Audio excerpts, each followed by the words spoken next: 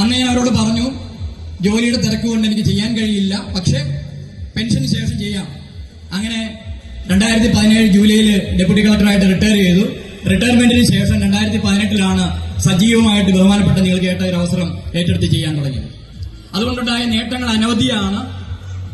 വെറുതെ പെൻഷൻ പറ്റി വീട്ടിലിരിക്കുമായിരുന്നു എന്നെ ഇത്തരത്തിലുള്ള ഒരു മാറ്റത്തിലേക്ക് എത്തിച്ചത് ഇന്ന് നിങ്ങൾ കേട്ട ഈ മഹത്തായ അവസരത്തിലൂടെയാണ്. അതിന് കാരണക്കാരായത് എന്റെ ഏറ്റവും ബഹുമാനപ്പെട്ട അനൂപ് സാറും അനീഷ് സാറുമാണ്.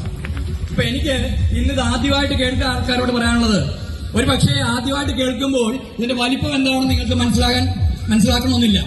ഞാൻ ഈ ഒരു അവസരം ശരിക്കും മനസ്സിലാക്കിയത് 2018 ഫെബ്രുവരി മാസം 18 കോഴിക്കോട് വെച്ച് നടന്ന ഒരു പ്രോഗ്രാമിലൂടെയാണ്. അന്ന് ഇവിടെ നിൽക്കുന്ന പലരെയും പോലെ ആ 10,000-ലധികം ആൾക്കാർ പങ്കെടുത്ത മീറ്റിംഗിന്റെ ഏറ്റവും പുറകിൽ നിന്ന് കേട്ടു. പക്ഷേ അന്ന് എന്റെ മനസ്സിലൊരു വരി ഞാൻ കുറിച്ചിട്ടു.